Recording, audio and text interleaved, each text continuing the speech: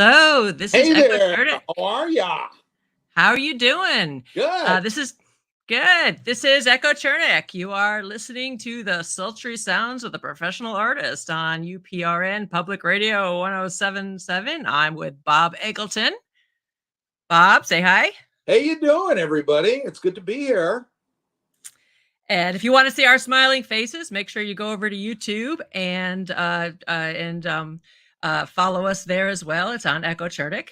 And Bob, you have been illustrating for what, 1,000 years now? Oh, but I had decided, this goes back way back. Okay. I decided in 1969 I wanted to do comic books. I wanted to do comic book covers. I was 9. And comic books, and I actually thought comics were individually drawn for me. I had this weird idea that they were. I was later For you specifically? Yeah. And I grew up with Jack Kirby, with Mike Ploog, with John Severin, with John Buscema, the greatest. The Marvel bullpen is what they called them, and that's what I was really into. And the thing was that it all coalesced for me because back in 1964, this is 60 years ago, I was taken to the New York World's Fair and I saw dinosaurs for the first time in my life. And I saw the Tyrannosaurus Rex, the Sinclair Oil. Sinclair Oil did this big exhibit of dinosaurs early, and it was like they had a freaking Tyrannosaurus Rex and they had a freaking Brontosaurus and we called them Brontosauruses then. And then they had a Triceratops, and this 4-year-old had never seen, 3 or 4 year. No, I was 3. I'd never seen anything quite like it in my life. And so 2 years later, 3 years later, my mother bought me a present at the local store, and it was 69 cents. It was an Ideal board game. Remember we played board games back in the day? And it was called the Godzilla the Game. And it had this big, she goes, it had a dinosaur on it. And it's like Godzilla torching New York City. And I was in love, and I said, "Who is this Godzilla? I'm going to find this Godzilla. I'm going to pursue this Godzilla." But in the meantime, I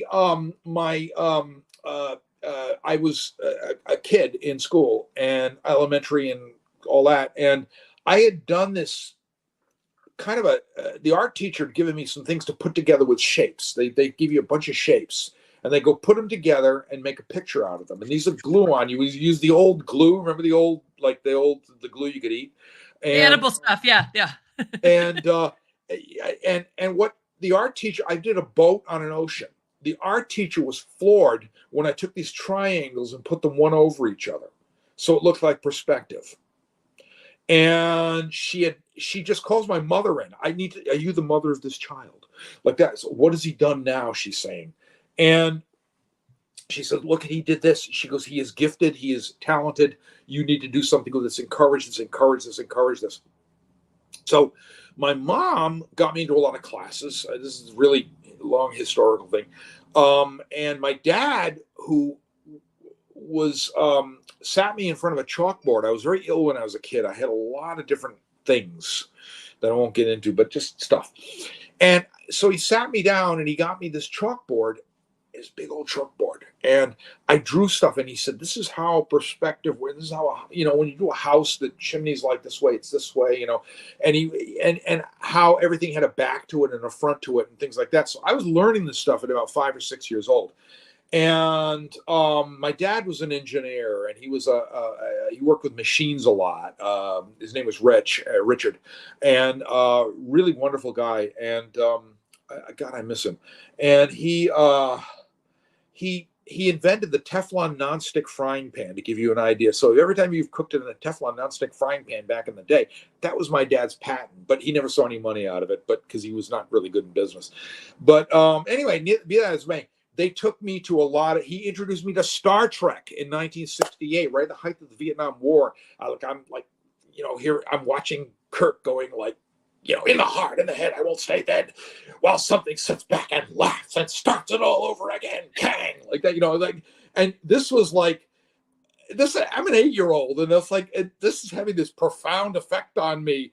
And then in 1970 or 71, they released 2001: A Space Odyssey, the Stanley Kubrick movie, and it came to the local theater down here, big screen we had. And they said to me, they go, "Oh, we're going with a bunch of adults." And they said, if you need some explanation of what this film is like, don't hesitate to ask. Well, guess who explained it to them? And then anyway, so I grew up as a child of the 70s with the comic books and Famous Monsters of Filmland and everything. There's no internet. It was just creature feature on TV. We go to TV guides, the monster movies on TV or the science fiction movies. I watched Star Trek, Space 1999, anything science fiction. We were so desperate for it. There was no streaming. There was no DVDs. There were no VHS. There was none of that. And that was the future. And anyway, so what I had realized was, I realized as I got into this, I'm going like, this is going to be this thing in my life. This is going to be really important. And I was drawing the stuff too at the same time. And so anyway, in high school, they were saying, oh, art will never get you anywhere. You won't get anywhere with art. Art is like 95% unemployed. Blah, blah, blah, blah. I'm like, well, I can't think of anything else I want to do. And I was this dweeby kid. Really dweeby kid. And I had so much fun doing art related projects in high school. And everybody knew me for it. And everybody thought, you must have been really unpopular in high school. No, I wasn't. I just checked my yearbook. There's a picture of me 8 times in there, including voting most artistic in my class. And so anyway, I got out of high school. I met an artist named Eric Ladd, who at the time was the vanguard. He was with Carl Lundgren and Mike Whalen and all these new artists coming into the thing who were doing book covers. And I saw an article on him in the paper, and I called him up. I called up the guy who wrote the article, and he said, "I'll give you his number." And I called Eric up. And Eric said, "Hey, come on down, man. Eric's like a hippie." And he was like, "Come on down," like that, So, it's like I walk into his house and those interesting plants you have growing there. And anyway, Eric showed me his paintings, and he looked at my work, and he said, "Jesus," he said, "you're really talented." And he said, "I think you got a place here. You got to, they're looking for all kinds of people. This is going to be very big." And so he said, "You got to go to a show called Boscone." And it was in Boston, Massachusetts. And he said, "The best artists in the world are there." And he said, "You're going to love it." So 1979, on a cold winter's day in February, I took a bus up there, paid $5 to get into Boscone. And I walk in, the first thing I see is Michael Whalen's White Dragon painting. Oh, I love that one. In the flesh. Oh. And I was like that.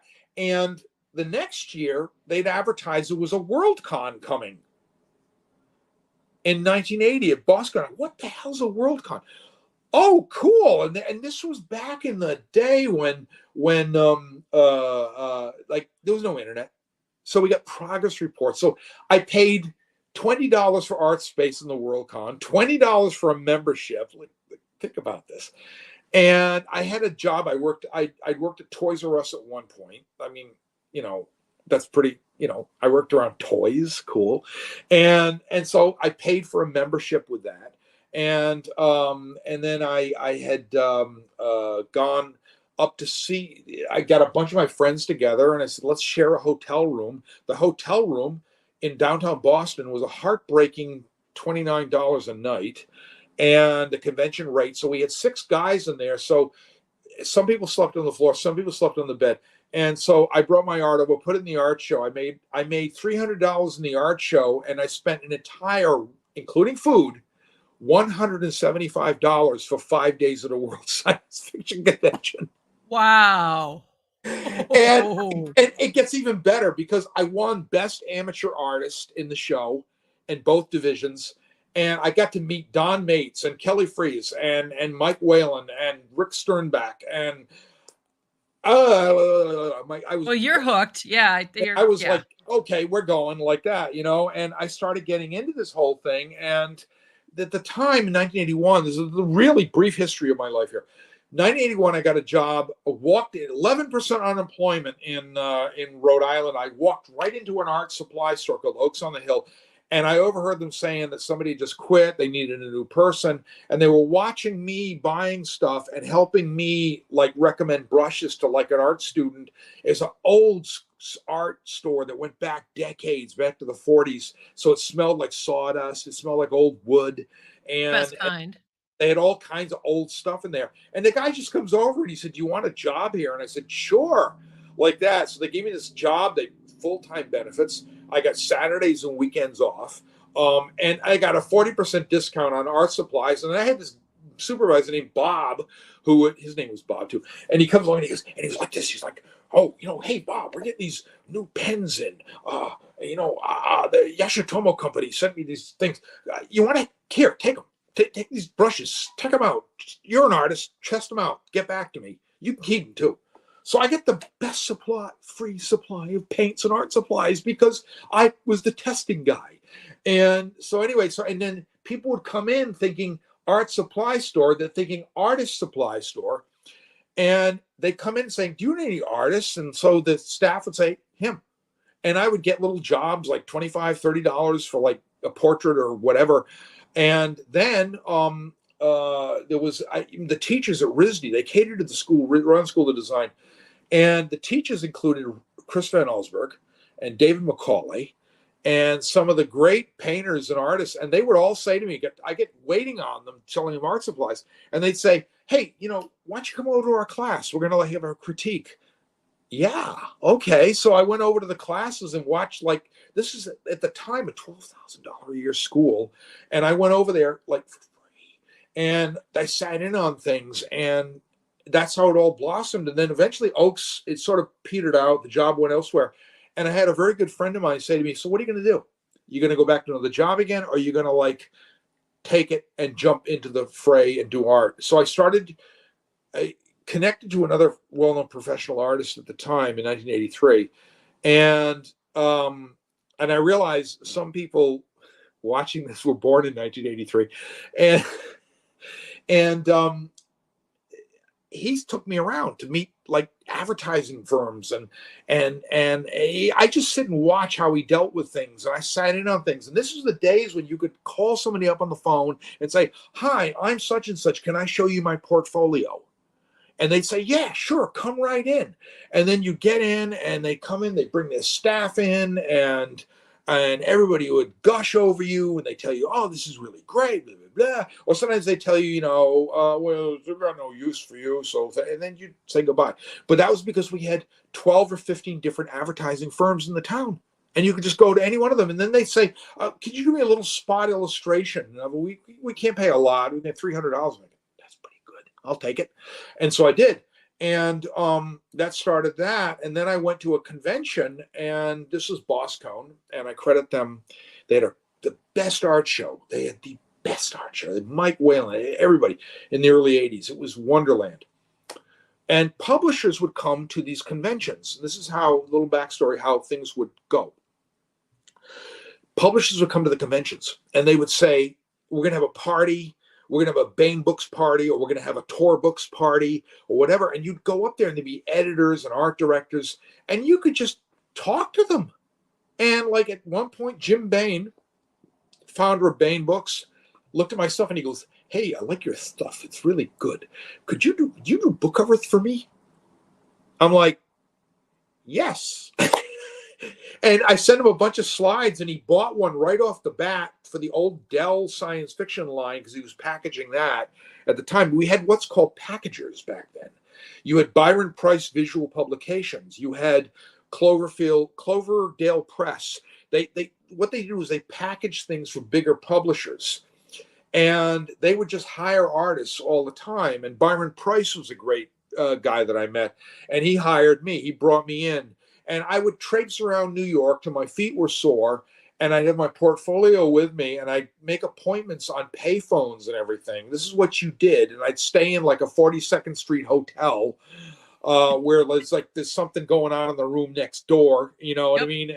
And you're like, and meanwhile, I'm just traipsing around, and if I was real lucky, And it happened. I came out of New York with a couple of book cover jobs, and it was like, and they just said, hey, we've seen your stuff at conventions, not the internet. We've seen your stuff at conventions.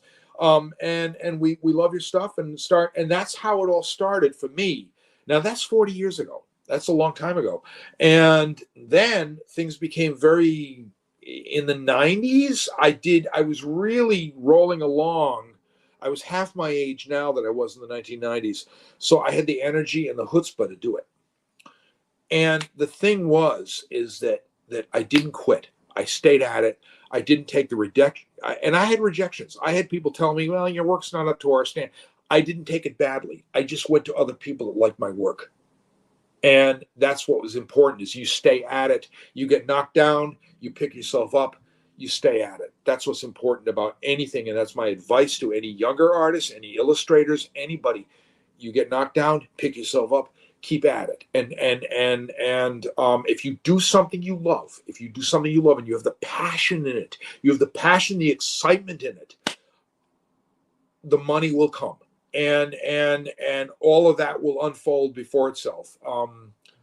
And unfortunately, as we were talking earlier privately, things have just got complicated now. Everything's so complicated. Like they don't talk on the phone anymore.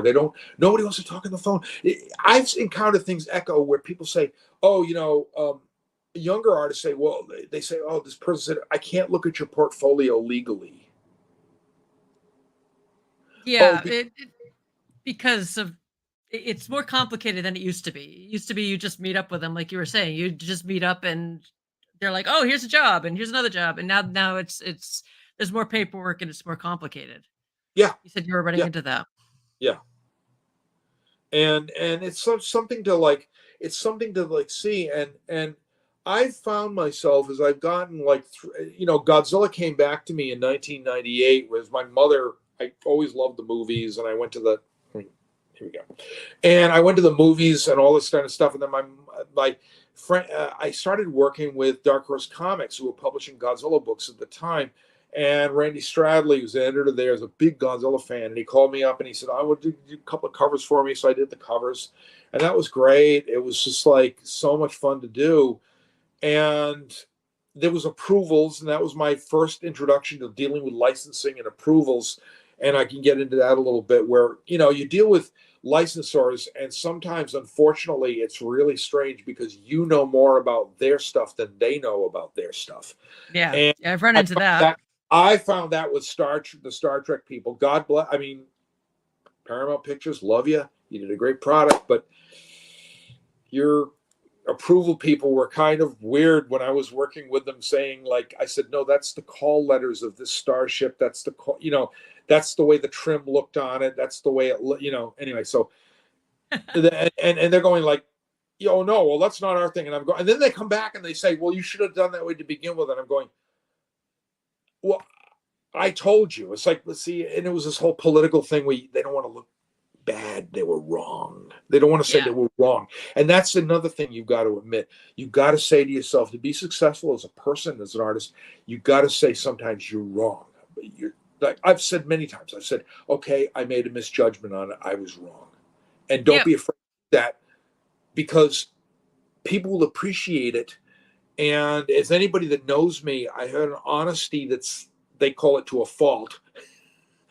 But communication is really important. Sometimes you just have to buckle up and communicate with your client. I've had to call people up and say, listen, we got to communicate here, because there's obviously we're not communicating. Yeah, because you end up dealing with a committee. And like I said, I did magic cards in 1997, 96, 97, 98. And it was a blast. It was like I did these little paintings, and I worked with a wonderful person named Maria Cabardo and Sue Ann Harkey, and they were wonderful people. And we worked with faxes, right? Faxes. Oh yeah. Yep. And I'd scribble something. I'd do something like this, and I'd like stick it in the fax machine, and they'd say, and because Maria called me up, and she'd go, "Hi, Bob, like, it's Maria," like that. And she'd tell me about how her life is going and her kids. On a corded phone that was stuck to the wall, so you couldn't go that far. And she'd say, "Hey, listen, I need you to do a card for me. Could you do like a tornado hitting a mountain? That's kind of your kind of thing, isn't it?" I'm going, Yeah. So I'm like literally got a pad in front of me as we're talking, and I'm going. And then as we're talking, I was like, oh, so how's the kids doing? And all like that. And I said, your fax machine ready? And I fax her a sketch. And she'd call me back in an hour, and it'd be like, I'm going to hold it up above the cubicle, Bob. And you'd hear, and she goes, I think that's an approval. And I'm like, those days. Great. And she goes, here's the thing. Can I, I need it. I know it's Tuesday. Can I get it for Friday morning? I know it's tight. Can I do that? I can throw you another additional money. Okay. Like that, so, and this is just literally how things fell into line. It was just like easy. You just call people up and talk to them. And the communications was really great. And this was way before the internet. This was way before we started talking on emails and doing Dropboxes and doing sites and all this kind of stuff. And now it's all focus groups and is Blue going to sell next year? And, this sort of thing. And that really takes the fun out of everything. And it's the whole bottom line now is selling. And back in my time, starting as an illustrator for book jackets, here's a good example. I'll pull this one right out here. This is a book called Black Ambrosia by Elizabeth Engstrom. And back in the day, it was published by Tor Books. They had Tor Horror. They had a Tor Horror line with the most lurid book covers you'd ever seen in your entire life. They were so lurid, they're in a book. This is actually featured in a book called Book Covers from Hell, like that, because I was part of that whole thing. And they were, the more lurid, the more creepy, the more gutsy and bloody, the better. And anyway, so Black Ambrosia, Melissa Singer calls me up and says, I'd like to get like a cane with like a demon-like lizard. What's going on there on that cover? Let's see. Describe it. It's a cane with a lizard with a demon-like lizard thing on the thing, and she's a female vampire that preys on children, and the book, trust me, it went there. And now, that was 35 years ago. Now I'm being paid to recreate, to do, not only they're going to use this in a specialty edition of it, but I've got to recreate like a back cover for it. And then I got to recreate an interior opening illustration showing this vampire monster kind of thing.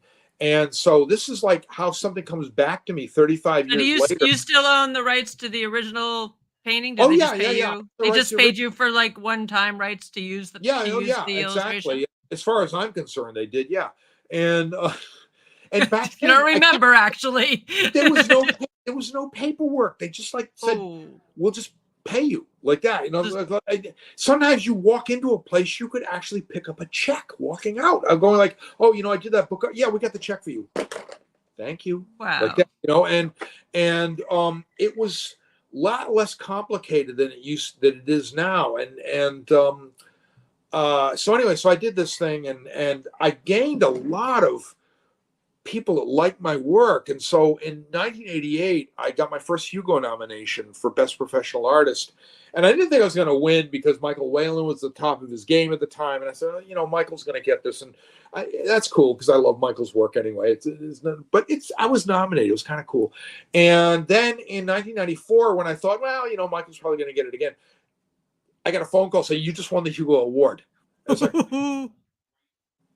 and so I literally got on a plane to Canada the next day and I went up to Winnipeg to go collect it. And I did this whole song and dance in front of the costume thing. And George Barr represented me the Hugo at the time. And it was freaking hilarious. It was hilarious.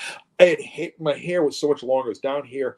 And I was a lot younger. I was 35. Yeah, so and then that resulted in kind of a string of wins for different awards, Chesley Awards, Hugo Awards, and so on. And I just kind of kept at it. And and then I'm entering my age where I want to do the things that count and the things they remember me for. I used to do a lot of advertising work, Echo. I used to do a lot of advertising work. And it was mindless, to put it delicately. I did some billboard artwork. The people I worked with were great. My friend Gary Kashik, he's an art director. I loved him because we go out for lunch and we talk how stupid something was and just do it. And anyway, so I did this stuff, and it's sort of misforgotten stuff because advertising does even those agencies, the way they did business it's just gone now because yeah. What's happened is the internet happened. Now everybody can look things up on the internet themselves. Back then you had to have like a trafficking person or a media consultant, and he or she would come along and they'd go up to MIT, not far from here, which is 40, 50 miles from here. They go up to MIT and use their internet or the ARPANET or whatever it was called back then. And they'd use that to get information this is way before Bill Gates created any kind of formats or anything. And they get all that stuff. So the information was very limited. So you had to hire people to get it. And now, as the internet came along, information went like it was easy to get.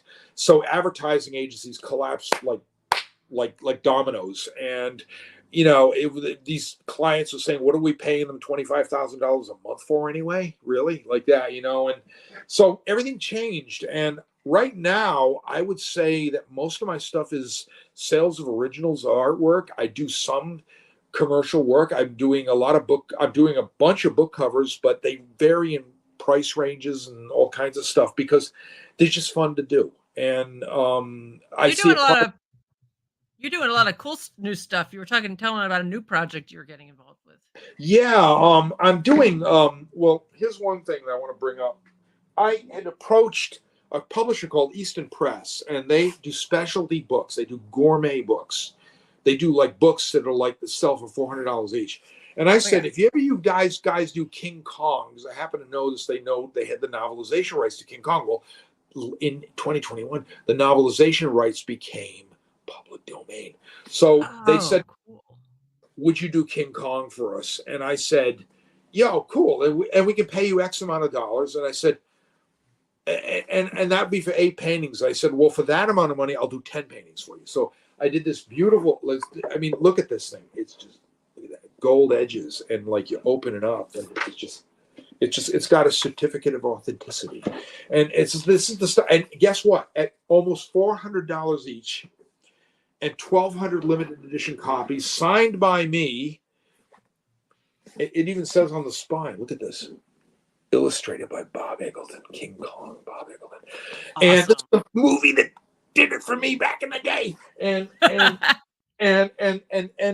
I did this thing, and they're down to like 40 copies out of 1,200 now. It's gone. That's awesome. And I'm working on a project called Hyperborea for Centipede Press, and I'm doing 15 color pieces for it. I'm working on you can see part of the last one in the back here.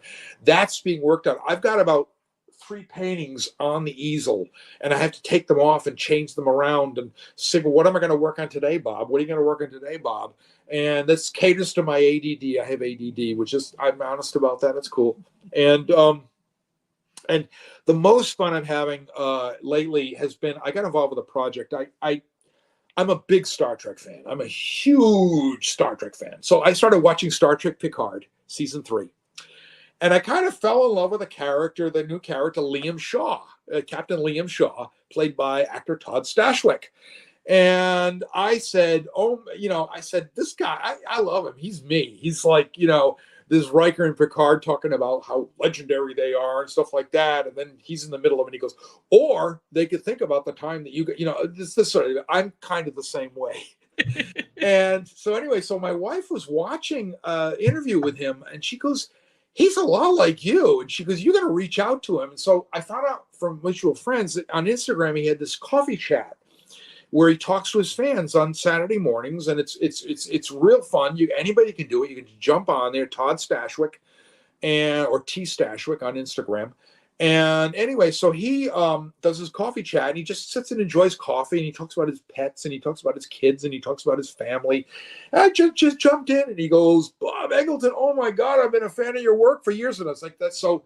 We hit it off, and then he's a nerd. He is like the #1 dungeon master for D&D in the universe. This guy is. He's legendary, and he's got a nerd lair where he's got a table named after him. It's a gaming table called the Stashwick. Google it. It's named after him, and it's got fog. It's got nitrogen fog, and it's like a movie set. It's just incredible, and he gets celebrities, and he does celebrity D&D matches and raises money for children's cancer charities and stuff. And I love this guy. So anyway, I reached out to him and I said, you're at this convention that's done in Long Island. That's about 2 hours from me. I'm going to drive down and see you like that. So I did. And the minute, like, Bob, like that. So we hit it off like a house on fire. And he said, would you, if I was to like come up with some idea, like, would you? I said, yes. And so anyway, so he started this idea with his friend David Nett, who's now a friend of mine, and they're this golden guy, the awesome guys. And they did a project called it's called Progcore, and the whole thing is to capture what we loved about, some of us loved about the 1970s fantasy scene, Dungeons and Dragons, the movies of the time, including Labyrinth or like Legend, the Conan films with Arnold Schwarzenegger, the Dark Crystal. Yeah. Yeah, all this stuff like this that was like the Ralph Bakshi films, the Rankin Bass, The Hobbit. Remember that film? It's like they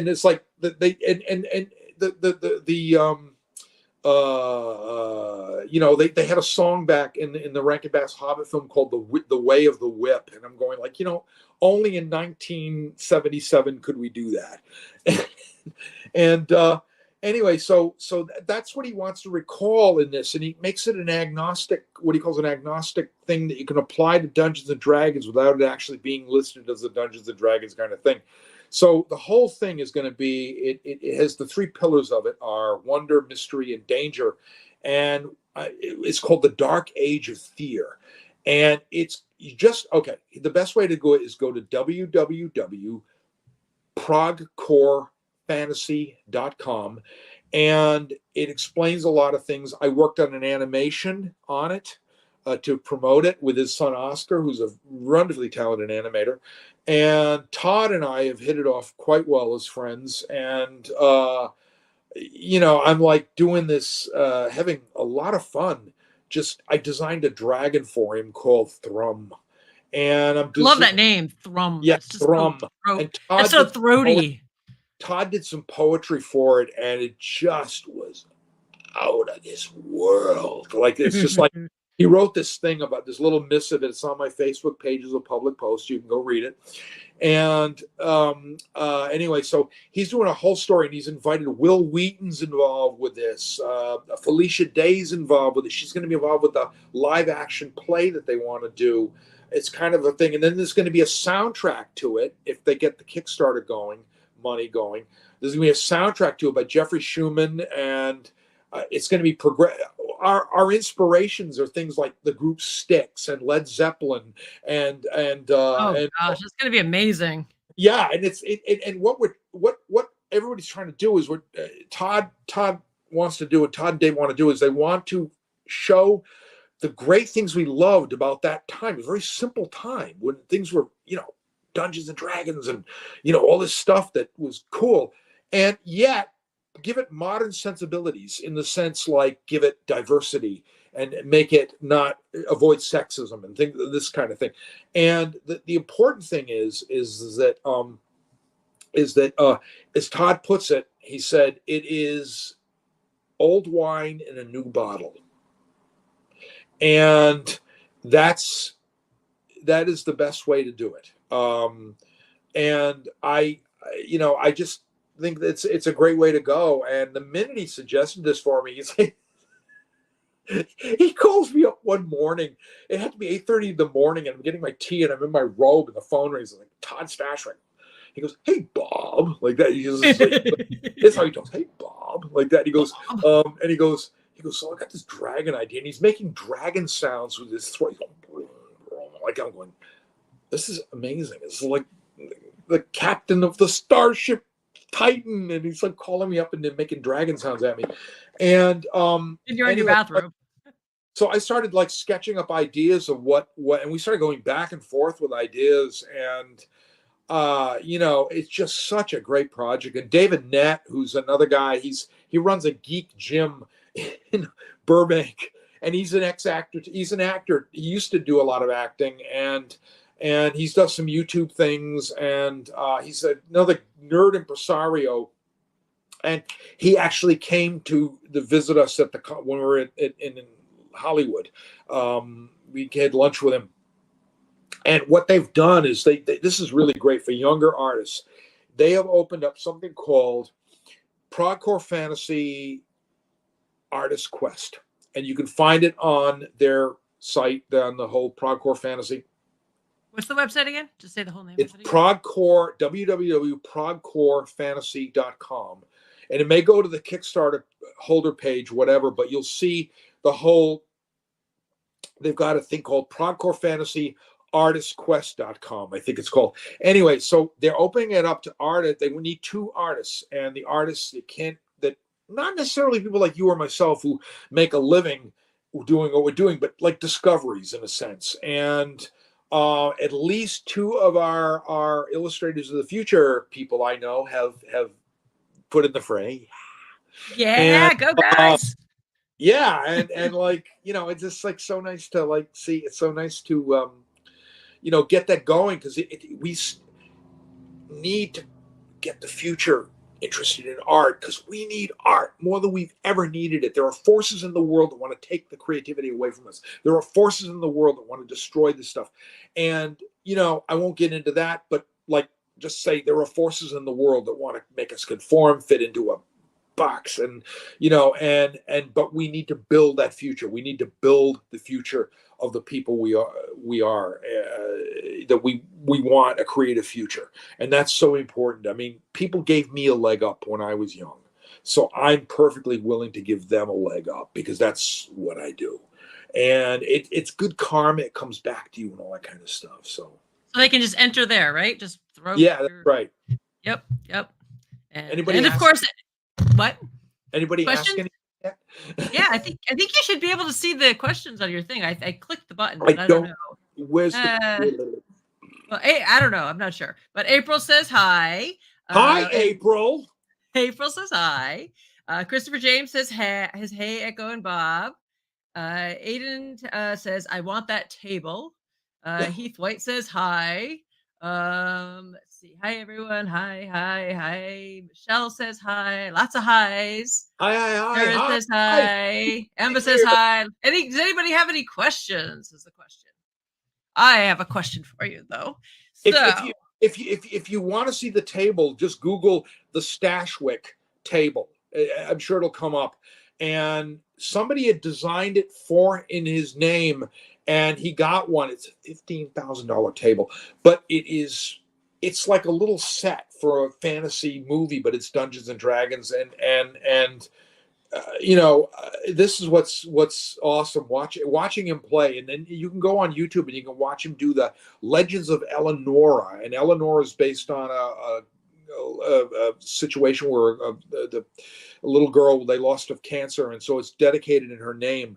And if you see that, you can see him play. He got Jonathan Frakes to play. I mean, you know, he's getting like Will Wheaton involved with it. He's, you know, this is cool. This is all the Star Trek people are coming in, you know, and you know, that is so cool, because, you know, it's like, this is like my childhood coming back to itself, and here I am, like, you know, I'm you know, coming up on like 1968 was when I first saw Star Trek, and it's come full circle for me. And I got to work on Star Trek: The Experience. I was a concept artist. A little more background on me. I got a call out of the blue, and they said, there's no internet, out of the blue. Hi, this is Merrick Hamburg. Would you do some concept art for me for Star Trek: The Experience? I'm like, yeah, sure, like that. And this was 1996, and he drove me crazy in a nice way, but he also pushed me to be more creative. And I did a Klingon planet when you went into the ride themed kind of thing. So I can say that was my contribution to Star Trek. And I worked on the movie Sphere, uncredited. I designed the black hole sequence. You can see that on YouTube. The movie was a dud, but you can see it on YouTube. Jimmy Neutron Boy Genius. I designed a bunch of things in that. I designed the worm that you see at the end. I designed Poltra, the giant chicken monster. And I designed some background stuff. And then I worked on the Ant Bully in 2006. I worked on an unproduced movie called The Seahorse. And I did the concept art. I did some work on a movie called The Idol, directed by Norman England. And it's a short movie. You can Google that. It's called The Idol with a small I, D-L. And my recent thing in the movies was working with my friend Eric McEver, my new friend Eric McEver. Again, 37 years old, Eric McEver. He's a director. He lives in Japan and lived in Japan for 10 years, and he worked in anime. He was 13 years old when he first saw my artwork. Talk about make you feel old. And he's 37 now. And he's a director. And he calls me up in 2021. He just contacts me, goes, "Hi, I'm Eric McEver. And like, I've been a fan of your work forever. And I just did an independent film called Ike Boys. And I'd love you to do the movie poster for it. And my producer's going to talk to you about it and all that." And so I said, "Yeah, sure." So Eric and I did a Zoom session. We developed a bromance right there. It was awesome. We just hit it off.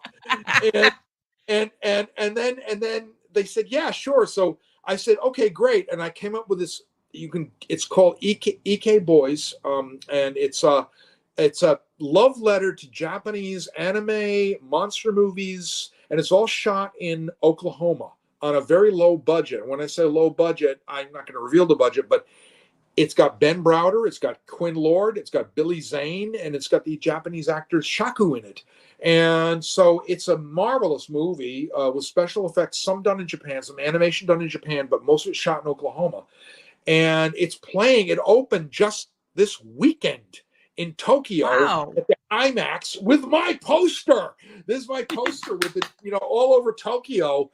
And Eric's doing press conferences, and he's and all kinds of stuff. So, and in Japan, when you go to see a movie, they have what's called theater merchandise.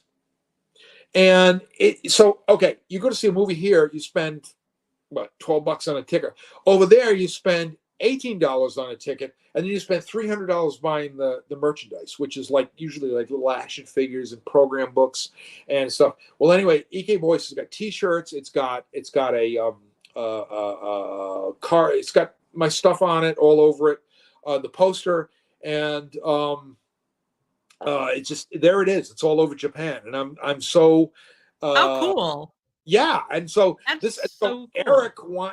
Eric and I have hit it off so well. He's doing more movies, and I'm going to be involved with him, and that's all I'm going to say. So this is how, when you network, this is a lesson here. When you network and you do something and you play on your instincts, it turns into something later that telescopes into something really big, and you take a risk on something. And I mean, I swear to God, even my accountant doesn't understand me, because it's like, they operate in this linear kind of way. And I'm going like, well, I operate in an instinctive kind of way, like if I feel good about something, the money doesn't have to be stellar to work on it. But if it's going to be pleasurable and establish good contacts and good relationships and good, it just, everything falls into place. You don't know where it's going to lead either. You might do a project that's smaller and it's going to lead to something amazing down the line. So, and exactly. And I've been doing this 40 years, right? And I've been everybody's going like, "Oh, so it's very seat of the pants." And I'm going, well, I've been seat of the pants for 40 years. I don't know what the hell's going to happen. And, and so it may be great. It may be, it may go nowhere, but the idea is to take a risk on something and take a chance, because if you don't take that risk, you'll never know. Pass or failed, you'll never know. And, the answer is always going to be no if you don't try. Yep. I don't know about you, but you end up, and if it's so out of your comfort range, you might end up with this slightly different style that you're like, huh, look at that. Now I have a new style that might lead to Exactly. something later. So That happened is that, I've changed my style so much over the years. This is kind of fun.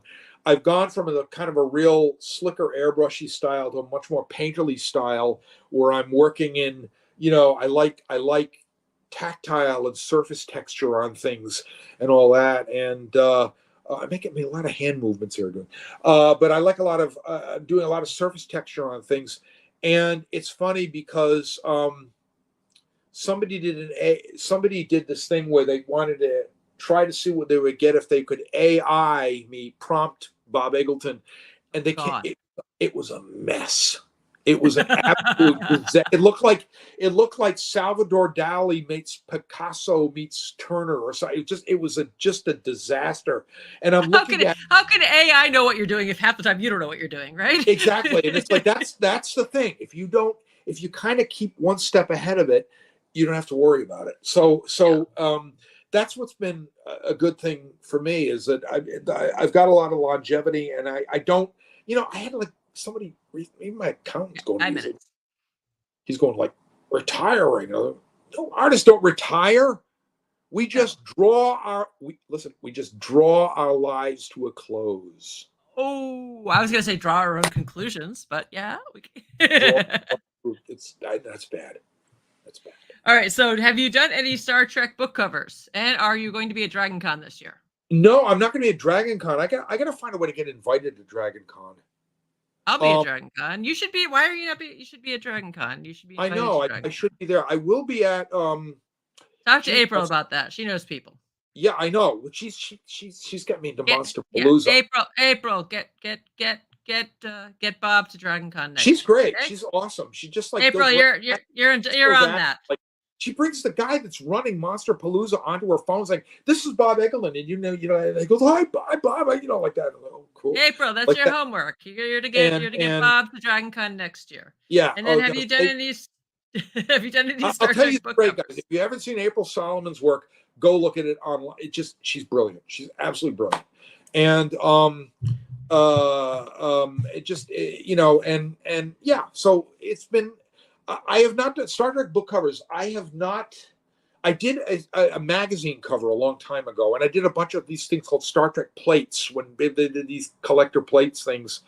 And it's real interesting. I go back to the 90s and with the Star Trek merchandising, but it's always going to be in my heart because that's what got me into science fiction, and it got me the way I think is the original Star Trek series. Like just Kirk and Spock, and the way they logically Spock would do something logical, like that, and the Ultimate Computer. What a great episode! Go. If you haven't seen it, go see it. It predicted AI in 1967. Go see it. It's awesome. And so it's just like something that is passion. If you do something and you put your passion into it, you do something amazing and incredible, all the good things will follow. And I really believe that if you put your heart and soul into it, you put a lot of energy into it, you put a lot of time and a lot of your passion. Like, it's like sex. It's like you just go at it and you just give it all you've got. And it's passive. It's if you don't, it's going to be no. And life is about risks. And if you don't take those risks, you don't know what's going to happen. And I met so many wonderful people in this business, and actors and artists and writers, and they've all done the same thing. They've taken risks, and that's what and the other thing is you got to surround yourself with a community of people who encourage what you do. It's like a little, get people around you that are your tribe. Be in the tribe. There's no room for the negatives and the doubters. Be in the tribe, and everybody will help everybody else out, and that's what's important. Well, I expect when you're like 150 years old, they're gonna find you fossilized in your studio with like a dinosaur in one hand and brushes in the other hand, all like still trying to paint. So, Oh yeah, it's you like, know, yeah, you speaking got of all kinds of dinosaur, toys in yeah, your yeah. Yeah, yeah, I've got or the like octopus. You got like lots of toys in your studio oh yeah, there. I've got like let's say a woolly mammoth, You got a woolly mammoth there. You got and dinosaurs and and, brushes and and octopus. yeah. You're gonna be And a painting until you're. coelacanth. How many people I have a get. coelacanth in their studio? I It's do like not have a coelacanth in you my don't studio. have a coelacanth. And No. there's plenty of Godzillas. There's too many. You can sort of get an idea what's going on in the background there. I got fossilized ferns. Oh, that's awesome. That's awesome. I got fossilized mosasaur teeth because they look like Oh, dragons. ooh, that's cool. So, well, we're about done. So, do you have anything else you want to, any URLs or anything you want to pitch? No, just www.progcorefantasy.com. It's a big project I'm involved with. I think it's gonna be great. I'm on Instagram. I'm on Facebook. I'm real easy to contact and talk to. You got shows coming up you're at, or I'm you got going to be at G Fest. I'm going to be at Shore Leave, which is a Star Trek convention, and then I'm going to be at ArchCon down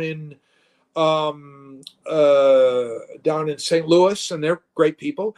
And then I go to IllexCon, and that's where I'm going to see April and other people like that. And IllexCon is great fun. And then I'm going to be going to Bologna, Italy in December for a Magic the Gathering thing. And so it's all going. It's all going. It's all sort of keep as much. traveling. I love traveling. I do too, but it's been the trouble has been like again traveling is fine. It's airports and planes are. It went from pleasure to being in a cattle car. And Yeah. the only thing, and schlepping artwork, shipping it around, and stuff like that. That's just my demon. You know what I mean? Because it's like it used to be so cheap. You could do that so cheap, and now it's like this little box here, $100 for FedEx. Are you kidding me? Like that, Yeah. And So anyway, so I love everybody. Thank you so much. And I've been at this. This is I can say this is my.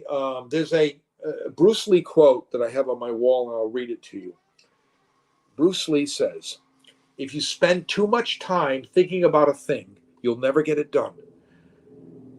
Make at least one definite move daily towards your goal. And when you do that, because you can sit and vacillate and worry about things and all that. And in the end, none of that worry is going to buy back the time that that you need. And so you just go at it. And I know we live in a complicated world. Oh, is it complicated? It's scary. There's scary things going on right now. And you know what I mean? And it's scary stuff. But we got to be creative, and we got to work at it. We got to overcome this, and this is, get our passions out there, and that won't be denied. Awesome. Well, thank you. Thanks for joining us. See you later. Bye. Great time. Thank you. Bye-bye.